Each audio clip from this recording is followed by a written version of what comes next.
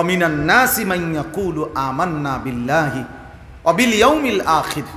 আল্লাহ বলেন বহু মানুষ আছে এমন যারা জবানে বলে আমি আল্লাহকে মানি, মুখে পরিষ্কার বলতেছে আমি আল্লাহকে মানি, আখিরাতকে মানি, কিন্তু আল্লাহ নিজে বলতেছে ওয়া মা হুম বিমুমিনিন, না না না, এরা মুমিন না, এরা মুমিন না, এরা মুনাফিক, এরা মুনাফিক। এজন্য প্রিয় বন্ধু, জবানে আল্লাহকে মানি, এটা যে কাউকে জিজ্ঞেস করলে এখানে বলবে আমরা ভাও আমি আল্লাহরে মানি। আখিরাত মানো কিনা, বলবে হ্যাঁ মানি।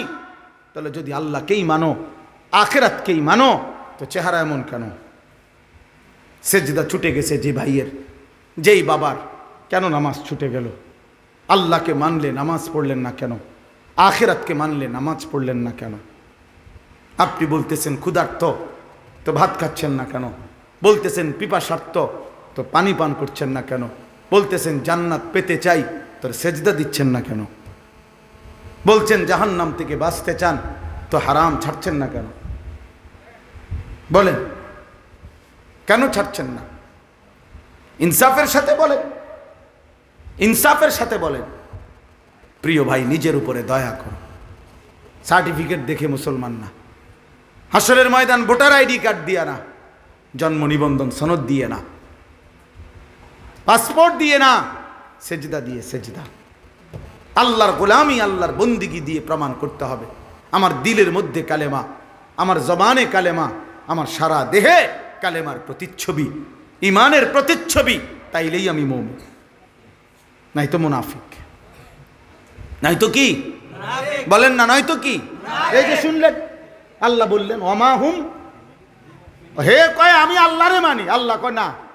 হে কয় আমি আখিরাত মানি, আল্লাহ কয় না, তুমি মুমিন না। তাহলে কি বোঝা গেল? একজন মানুষ মুখে বলার পরেও আল্লাহ বলতেছে সে মুমিন না, তাহলে বোঝা গেল শুধু মুখের উচ্চারণ যথেষ্ট নয়। এটা বাদ না, মুখে উচ্চারণ করতে হবে না এটা না, মানে মুখের উচ্চারণই শুধু কি নয়, যথেষ্ট নয়, কর্মের প্রমাণ দিতে হবে, কর্মের প্রমাণ দিতে হবে। আমলের ঘাটতি মুনাফিকের চিহ্ন, আমলের অলসতা মুনাফিকের চিহ্ন, মুনাফিকের চিহ্ন।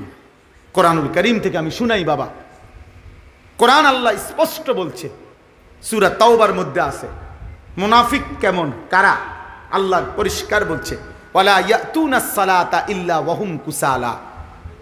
আল্লাহ বলে মুনাফিক তারা যারা নামাজে আসে না, আর যদি আসেও অলস ভাবে। প্রথমত নামাজেই আসে না, দ্বিতীয়ত যাও কুদ্দুরা আসে তাও জান চলে না, অলস। কুসালা মানে অলস। এই যে অলসতার কথা একটু আগে কইছি, অলসতা ইমানের কাজে, আমলের কাজে খোদার কসম সরাসরি মুনাফিকের চিহ্ন। ওয়ালা ইউনফিকুনা ইল্লা ওয়াহুম কারিহুন। আর দ্বিতীয়ত আল্লাহ বলে মুনাফিকের চিহ্ন যারা আল্লাহর রাস্তায় খরচ করে না, যদিও করে তো প্রচন্ড অনিচ্ছা সত্ত্বে। যদি কখনো দেয়, আচ্ছা যা বেশি যন্ত্রণা করেছে, জানে টাকা 100 নে বেড়া, টেহা গেলে গেছে, টেহা বেলে গেলে গেছে, দিছে টে 100, আবার কখন যা টেহা পয়সার মায়া করে লাভ নাই, যা নে বেড়া। এতবার কইলে কেমনে না দেয়? অনেক সময় বলে না যে এতবার কইলে কেমনে না দেয় বেড়া, বারবার ঘুরিয়ে আইয়ে যা দিলাম দিলাম যা। এটা কি দান হইল? লান তানালুল বিররা হাত্তা তুনফিকু মিম্মা তুহিব্বুন।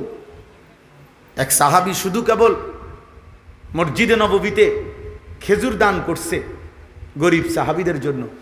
খেজুরের যে ছড়া, এই খেজুরের কলার ছড়ার ছড়ির মতো খেজুরের ছড়ি, এইটার মধ্যে কিছু খেজুর আছিল একটু ফসা, এই আর কিচ্ছু না।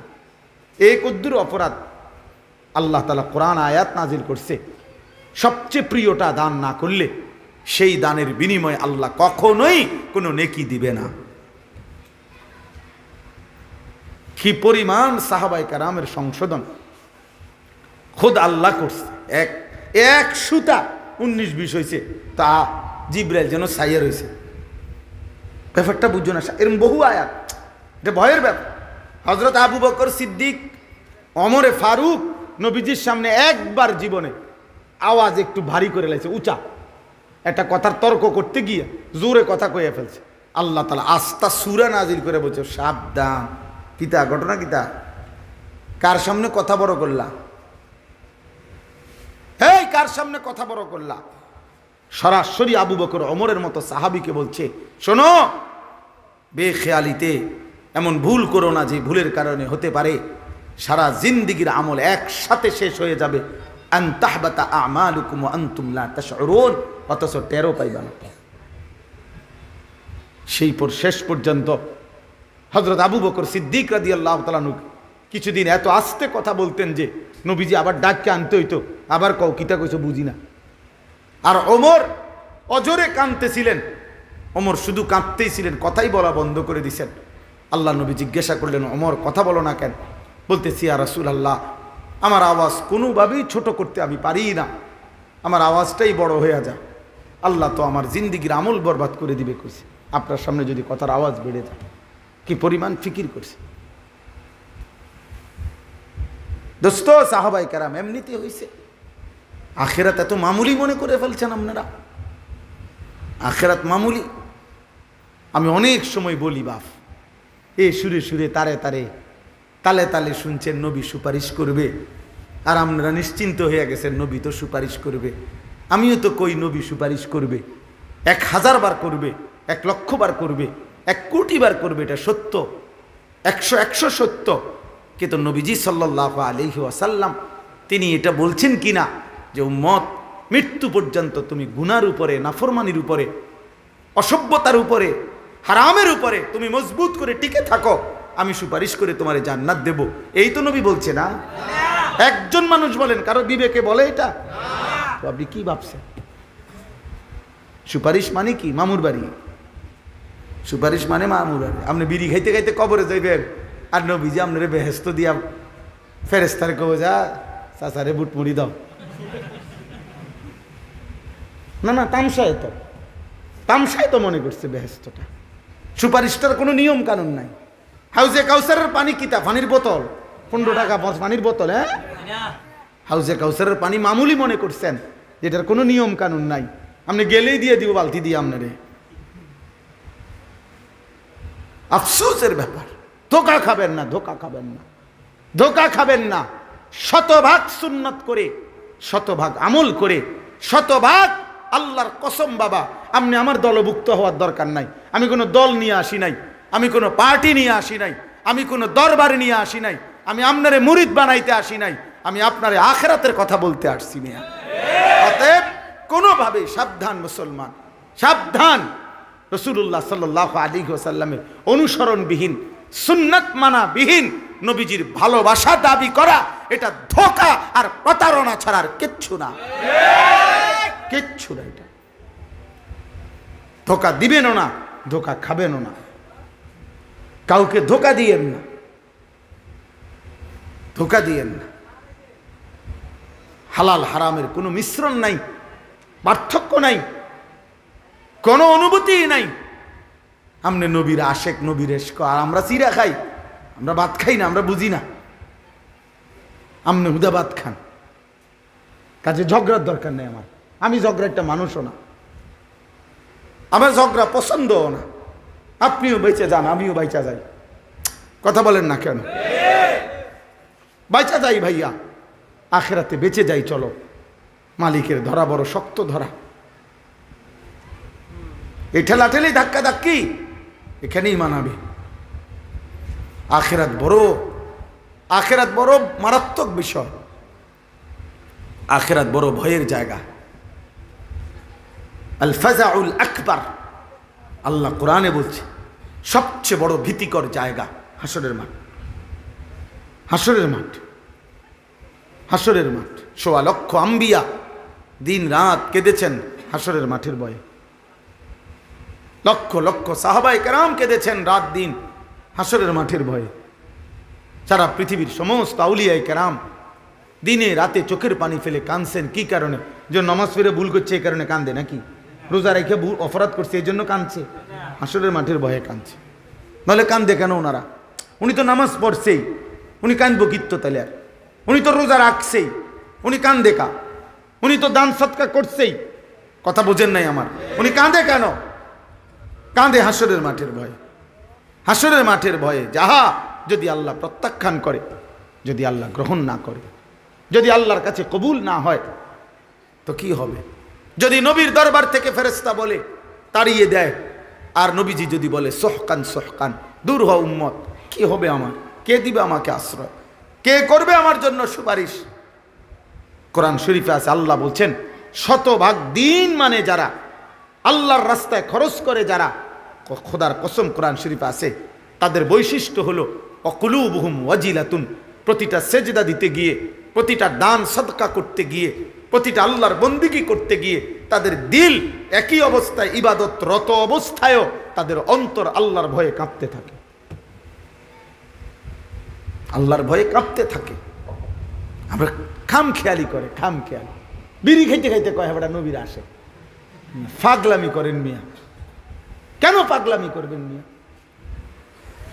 কথায় কথায় গালি দেন মিয়া, আবার কোন নবীজিরা আশেক মিয়া। কার সাথে খামখেয়ালি করেন মিয়া? আখেরাত কি খামখেয়ালির জায়গা মিয়া? দেখে মস্কারি করেন, ঠাট্টা মস্কারি করেন। আমনের বিচার আমি নি করবো, আমার বিচার আপনি নি করবেন, কথা বলেন না কেন?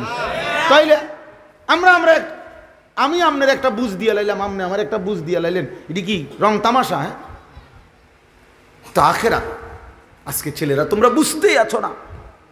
কত ছেলে তোমরা, আরে বাবা সুস্থ সবল মানুষ, তোমরা টোটালি একটা ওয়াক্ত নামাজ পড়ো না। মুসলমানের ঘরে জন্ম নিয়ে এত বড় জানোয়ার হইলা কেমনে?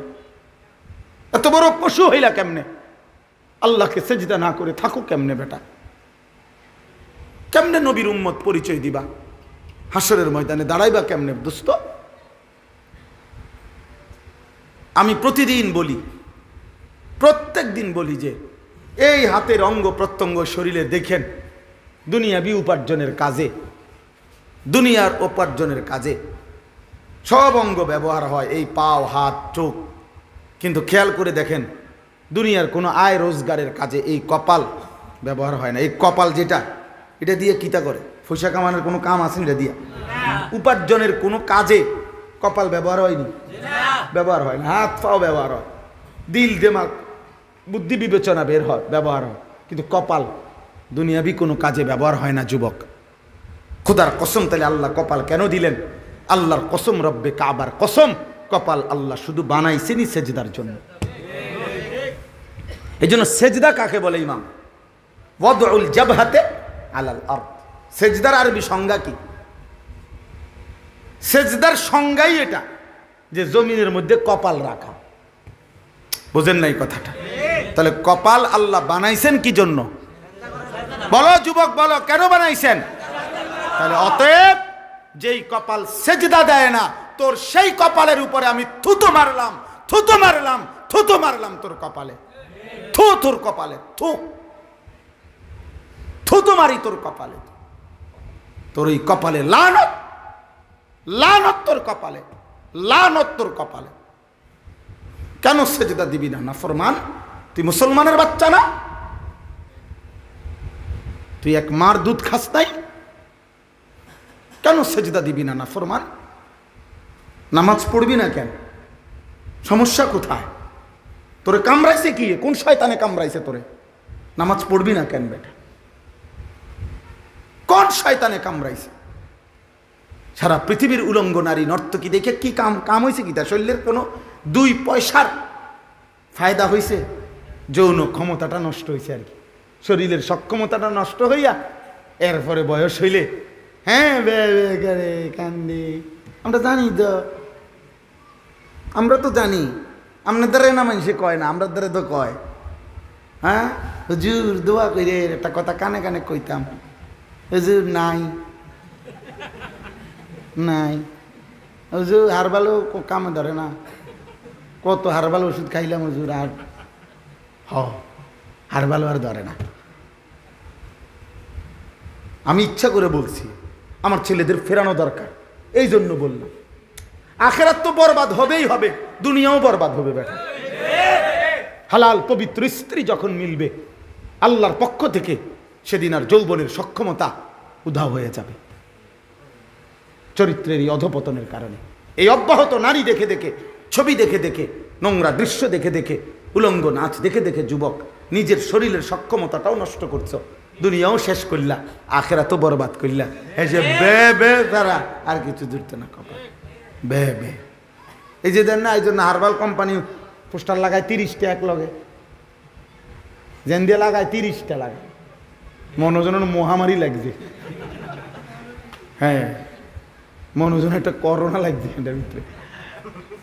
তাহলে এতুটি লাগায় একসাথে 30টা করে লাগায়, আজকে সিরিয়াল এলে কালকে আবার লাগায়। বা জানে অসল পোলা পায় না, সে লাগবো খা। হ্যাঁ হ্যাঁ হ্যাঁ হ্যাঁ, লজ্জা থাকা উচিত, হায়া থাকা উচিত। বেটা আল্লাহকে সেজদা করো, হালাল একজন পবিত্র স্ত্রীর অপেক্ষা করো। যে চাহিদা আল্লাহ দিছেন সেই চাহিদা পূরণের শতভাগ ব্যবস্থা আল্লাহ রাখছেন। যিনি ক্ষুধা দিছেন তিনি খাবারের ব্যবস্থা করছেন, যিনি তৃষ্ণা দিয়েছেন তিনি পানির ব্যবস্থা করেছেন। অতএব যৌবনের চাহিদা যিনি দিয়েছেন, আল্লাহর কসম তিনি হালাল পবিত্র স্ত্রী তিনি ব্যবস্থা রেখেছেন।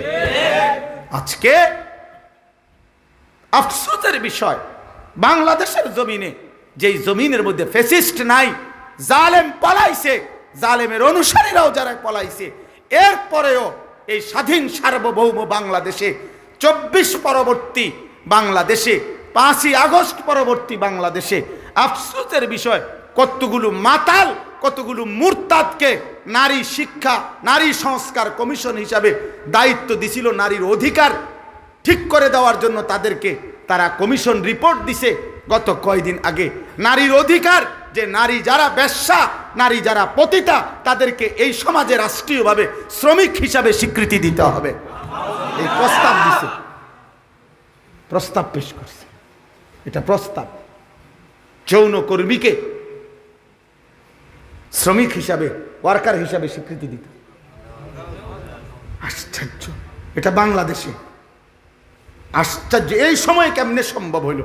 এই মুরতাদ, এই মহিলাগুলো এগুলো কিভাবে পারলো, এই কলমে উঠলো কিভাবে কথা? পৃথিবীর কোনো মানুষ, একেবারে পৃথিবীতে কোনো মানুষ, যেখানে কোনো বিধর্মী, কোনো কাফের সমাজেও এমন অভদ্র কথা হইতে পারে না। পৃথিবীতে বেশ্যাবৃত্তি, পতিতাবৃত্তি পৃথিবীর কোনো সমাজে, এটাকে সমাজের অংশ কেন বলা হবে? এদেরকে সমাজের, ওরা বলতেছে এটা সমাজের অংশ, এরা সমাজের অংশ। এদের অধিকার কি দরকার? তো এদের অধিকার ইসলাম বলছে এদেরকে গুনাহ থেকে ফিরায় আনা। আল্লাহ রসুল সাল্লাল্লাহু আলাইহি সাল্লামের হাদিসে আছে, নবীজি একবার হাদিসে বলছে, আশ্চর্য একটা বাক্য নবীজি একদিন বলছে, সাহাবীরা অবাক হয়ে গেছে। নবীজি বলছে, উনসুর আখাকা জালিমান আও মাজলুমান। এই হাদিসটা যখন নবীজি বলছে, সাহাবীরা অবাক হয়ে গেছে। মানে অর্থ হইল, নবীজি বলছে তোমার ভাইকে, ইমানদার ভাইকে তুমি সাহায্য করো, যদি সে জালেম হয় তবুও, যদি সে মজলুম হয় তবুও। বুঝেন নাই? তো সাহাবীরা অবাক হয়ে প্রশ্ন করলো, ইয়া রাসূলুল্লাহ, মজলুম তারে সাহায্য করা এটা তো যুক্তি আছে, কিন্তু যে জালেম তারে সাহায্য করব কেন? কথা বোঝেন নাই? হেরে সাহায্য করা মানে কি? আল্লাহর কসম, নবীজি বলছেন জালেমকে সাহায্য করা, এই কথার অর্থ হলো তাকে জুলুম থেকে ফিরাইবার চেষ্টা করা, এটাই তাকে সাহায্য করা। তাহলে কোনো অসৎ চরিত্রের নারীকে তার এই গুনাহ থেকে ফিরাইবার চেষ্টা করা, এইটা না তার সবচেয়ে বড় কি অনুগ্রহ? তাকে বুঝি তার এই যৌন পেশার উপরে তারে স্বীকৃতি দিয়া ওয়ার্কার, শ্রমিক হিসাবে তার ভাতা, বেতন সব বুঝি ঠিকঠাক করিয়া তারে এই কাজে উৎসাহিত করা, এটারই তার উপরে দয়া। এই মুরতাদরা এটা লিখছে সরাসরি কোরআনের বিরুদ্ধে। আল্লাহ তাআলা যেখানে বলছে ওয়ালা তাকরাবু জিনা, জেনা ব্যভিচারের কাছেও যেও না, ওরা বলতেছে ওদেরকে স্বীকৃতি দিতে হবে। এটা বাংলাদেশে কিভাবে সম্ভব? এরপরে আপনার নারী পুরুষের সম্পত্তি, ইসলামী শরীয়তে যেই উত্তরাধিকার আইন ওয়ারাসাত, এই নারী পুরুষের সম্পত্তির ক্ষেত্রে এদের প্রস্তাব হইল যে ধর্ম নারী পুরুষের এই সম্পত্তির মধ্যে যেই বন্টন করেছে, এটা নারী পুরুষের চূড়ান্ত বৈষম্য। মানে মহিলা 1 ভাগ, পুরুষ 2 ভাগ, ভাই 2 ভাগ, এটা বৈষম্য। এই বৈষম্য দূর করা, অবশ্যই দূর করা উচিত। নাহলে নারীর অধিকার প্রতিষ্ঠিত হবে না। সরাসরি আল্লাহর কোরআনের বিরোধিতা। আল্লাহ যেখানে পরিষ্কার বলছেন লিযযাকারি মিসলু হাউজিল উনসায়াইন, এটা কোরআনের আয়াত মিয়া। এই পৃথিবীতে 1450 বছরে কোনো বেঈমান যারা প্রকাশ্যে নিজেকে কাফের বলে, তারা আজ পর্যন্ত কোরআনের বিরুদ্ধে, কোরআনের কোনো শব্দের সিদ্ধান্তের বিরুদ্ধে অযৌক্তিক বলার সাহস করে নাই। অথচ নিজেকে মুখে মুসলমান বলে। এত বড় মুনাফিক, এত বড় মুরতাদ, কতগুলো নারী, এগুলো নারী কিনা পুরুষ কিনা এটা নিয়েও সন্দেহ আছে। এই সমস্ত এরা আপনার পরিষ্কার নারী অধিকারের নামে নতুন করে এই কমিশন জমা দিছে সংস্কার। আমরা ঘৃণা ভরে এই কমিশনের এই সংস্কার প্রস্তাবনা প্রত্যাখ্যান করছি। আপনারা ভুলবেন না, যুবক যুবক ভুলো না। এরা বনে নাই, এরা ভুলে গেছে মাত্র 8 মাসে, এরা গত 8 মাসের আগের রক্ত ভুলে গেছে। এরা জানে না এদেশের কিশোর নওজোয়ান ফ্যাসিস্ট এবং জালেমকে পলায়ন করতে ভাগাইবার ক্ষেত্রে যদি রক্ত দিতে পারে কালেমার জন্য, কোরআনের জন্য, তার চাইতে আগে রক্ত দেবে ইনশাআল্লাহ। কোনো সন্দেহ নাই ইনশাআল্লাহ, কোনো সন্দেহ নাই, কোনো সন্দেহ নাই। প্রয়োজনে আবার বাবার বুক খালি হবে, আবার স্বামী স্ত্রী আবার বিধবা হবে, কিন্তু কোরআন সুন্নাহ বিরোধী কোনো আইন বাংলাদেশের জমিনে বাস্তবায়ন হতে দেওয়া হবে না ইনশাআল্লাহ। হেফাজতে ইসলাম বাংলাদেশ আগামী 3 তারিখ, মে মাসের 3 তারিখ শনিবার, কালকে শনিবারের পরের শনিবার ঢাকা সোহরাওয়ার্দী উদ্যানে এর প্রতিবাদে মহাসমাবেশের ডাক দিছে সারা বাংলাদেশ ব্যাপী। যুবক ভাই তোমরাও যাওয়ার চেষ্টা করবা। ইমাম সাহেব আপনিও মেহনত করবেন। এই নওজোয়ান, এই কিশোর ভাই, এটা কোনো কথা হইল ভাইয়া? এটা কোনো ইনসাফের কথা হইল?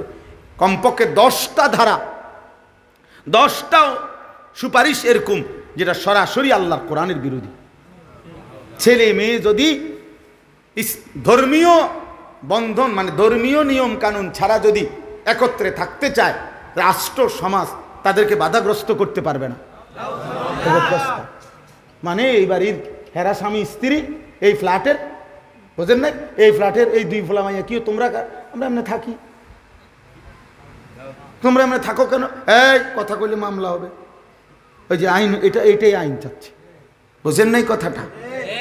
এই আইন চাচ্ছে। কি আশ্চর্য! এই সমাজ টিকবে তাহলে? এই সমাজ টিকবে বলেন? আমাদের পরিবার প্রথা টিকবে তাইলে? আমাদের সমাজের মধ্যে মানুষ থাকবে তখন আর? এমনিতেই আমাদের গুনাহের কি হালাত দেখেন। এমনি আমাদের ছেলেরা শুধু মোবাইল দেখে ছেলেরা 1 ওয়াক্ত সেজদা দেয় না। মোবাইল দেখে ছেলেদের হালাতের কি অবস্থা! আর যদি নারী পুরুষের অবাধ মেলামেশা শুরু হয়, কি হবে সমাজের? কি হবে সমাজের? এজন্য আলহামদুলিল্লাহ সারা বাংলাদেশ থেকে ওলামায়ে কেরাম প্রতিবাদ করছে, এবং ওলামায়ে কেরামের এই জমিনে বাংলাদেশে ইনশাআল্লাহ এমন ঘৃণ্য কোরআন সুন্নাহ বিরোধী নারী সংস্কার কমিশনের এই প্রস্তাবনা পাশ হতে দেওয়া হবে না ইনশাআল্লাহ। আবার লড়াই হবে ইনশাআল্লাহ, আবার যুদ্ধ হবে ইনশাআল্লাহ, ইনশাআল্লাহ, ইনশাআল্লাহ। আল্লাহ তাআলা আমাদেরকে বুঝার তৌফিক দান করেন। আমার প্রিয় ভাই, আমার কথা শেষ। আমি অনুরোধ করছি, কিশোর নওজোয়ান বাবা ভাই, পর্দার আড়ালের মা বোন, নিজের ঈমান প্রমাণ করেন কর্মের মাধ্যমে, আমলের মাধ্যমে। ওই যে বললাম, এটাই বললাম, আল্লাহ তাআলা বলছেন যে মুনাফিক সে অলসভাবে নামাজ পড়ে, যে মুনাফিক সে অনিচ্ছা সত্ত্বে দান করে। তাইলে আল্লাহর ইবাদতের মধ্যে ঘাটতি করা, কমতি করা, আমলের মধ্যে, এটা মুনাফিকের চিহ্ন। কিসের চিহ্ন এটা? আল্লাহ তাআলা আমাদেরকে মুনাফিকি হওয়া থেকে হেফাজত করেন। আমার বন্ধু, 1 জাররা ইমানের অভাবে অনন্তকাল চিরস্থায়ী জাহান্নামের আগুনে পুড়তে হবে। যদি ইমান একটু কমপক্ষে 1 জাররা ইমানও যদি না নিতে পারি, ইমান হারা মানুষ অনন্তকালের জন্য জাহান্নামী হবে। কোরআন শরীফে আছে, দুনিয়ার জান্নাতি দুনিয়ার বন্ধুদেরকে যারা জাহান্নামী হয়েছে পরিচিত, তাদেরকে দেখবে জাহান্নামী, দেখা ডাক দিয়ে বলবে, দোস্ত ওয়ালাউলা নি'মাতু রাব্বি লাকুনতু মিনাল মুহদারিন, আল্লাহ যদি দয়া না করতো রে, আজ তো হয়তো আমিও তোর সাথে থাকতাম। এরপরে বলবে, বন্ধু আফামা নাহনু বিমাইয়িতিন, প্রিয় বন্ধু শোনো, আর কোনো দিন তোমারও মৃত্যু হবে না, আমারও মৃত্যু হবে না, অতএব বস্তুরে তোর জাহান্নামের দুঃখ আর শেষ হবে না, আমার জান্নাতের সুখও আর শেষ হবে না। আমরা দুনিয়ায় যেমন বলি আচ্ছা দেখুন তা নাহলে 2-4 মাস মাতবরি করো রে, কয়দিন আর কি, আমরা এমন বলি না? তো এটা আখেরাতে না, আখেরাতে জান্নাত অনন্তকাল, জাহান্নাম, জান্নাতের সুখও কোনোদিন শেষ হবে না, জাহান্নামের দুঃখও কোনোদিন শেষ হবে না। এজন্য প্রিয় ভাই, একজন বক্তা আনছে, কতক্ষণ ওয়াজ করছে, শিক্ষার দিছে, ভালোই লাগছে, এটা যেন না হয়। আমার অনেক কষ্ট হয় ভাইয়া, রাত নাই, দিন নাই, সকাল নাই, দুপুর নাই, ঘুরতে থাকি, দৌড়তে থাকি, বলতে থাকি। আল্লাহ আল্লাহ আমাদেরকে মাফ করে দেন। আমরা সবাই ইনশাআল্লাহ কিশোর যুবক ভাই, আগামী দিনে ইসলামের জন্য অনেক বড় কোরবানি দিতে হবে, জানো না ভাইয়া? এই ফিলিস্তিন ইসরায়েলের এই যুদ্ধ, গাজার মুসলমানের এই রক্ত, 9 বছরের এক বাচ্চা, তোমার পত্রিকায় ছবি দিছে, 9 বছরের একটা ছেলে ফিলিস্তিনি, সে পৃথিবীবাসীর কাছে জানতে চাইছে, তার 2টা হাত উড়ে গেছে বোমার আঘাতে। সে জানতে চাইছে, পৃথিবীবাসী বলো, আমার বয়স মাত্র 9 বছর, 9 বছরে আমি আমার 2 হাত হারাইলাম, আমার আগামী জিন্দিগি আমি বাঁচবো কেমনে, চলবো কেমনে? এইভাবে আহাজারি করতেছে মজলুম। প্রিয় ভাই, তোমার ছোট ভাই যদি এটা বলে যে ভাই আমার 2টা হাত উড়ে গেছে, আমি এখন চলবো কিভাবে, তখন তোমার দায়িত্ব হলো তুমি তোমার ছোট ভাইকে বলবা, ভাইয়া, ছোট ভাই সরো, আমার মোবাইল টিফার, আমি নারী দেখবো, ছবি দেখব, আমি উলঙ্গ নাচই দেখব, আমি আল্লাহকে কোনো সেজদা দেব না। এটাই তো ইনসাফ, ঠিক না? তো দেখো, ঠিক আছে ভাই, যারা নামাজ পড়ো না, যারা সেজদা দাও না, তোমার মুসলমান মায়ের এই করুণ পরিণতি, বোনের, ভাইয়ের, বাবার, ওয়াল মুস্তাদাফিনা মিনার রিজালি ওয়ান নিসাই ওয়াল বিলদান আল্লাযীনা ইয়াকুলুনা রাব্বানা আখরিজনা মিন হাযিহিল ক্বরিয়াতিজ যালিমি আহলুহা। দুর্বল, অসহায় নারী, শিশু, বৃদ্ধ চিৎকার করছে আর বলছে, আল্লাহ জালেমের জমিন থেকে আমাদেরকে বের করে নেন। এমন কঠিন মুহূর্তেও যাদের কপালে একটা সেজদা দিতে মন চায় না।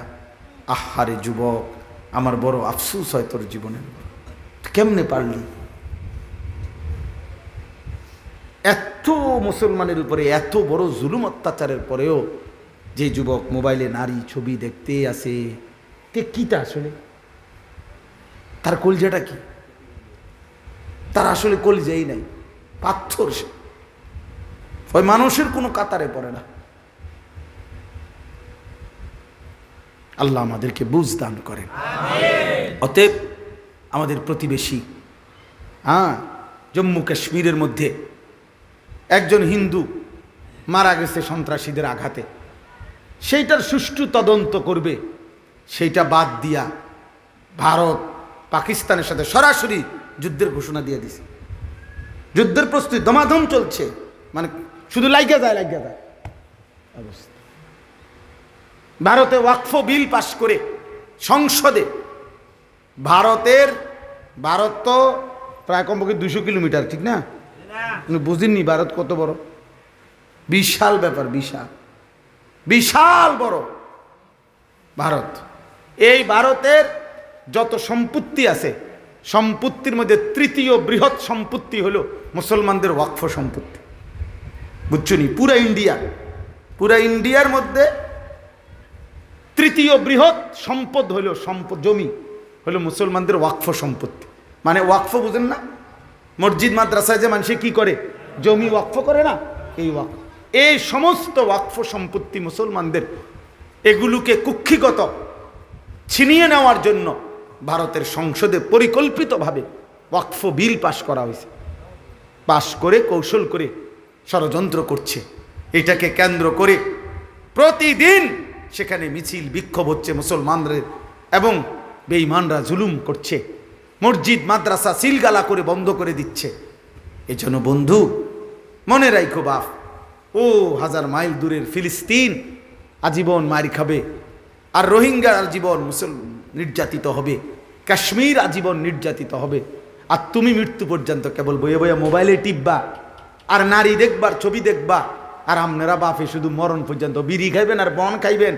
এই রঙে জিন্দিগি পার করে লাইবেন এমন নাও হইতে পারে, এই সুখ নাও থাকতে পারে, এই সুখ নাও থাকতে পারে। প্রতিবেশী সাইরেন বাজাইতেছে, গায়ে পইরা ঝগড়া করতে চাচ্ছে, গায়ে পড়ে পায়ে, আমরা দেশে কয় পায়ে ফাড়া দিয়া কি করে কাজ্জা করে না, যে পায়ে পাড়া দিয়া কাজ্জা করতে চাইতেছে।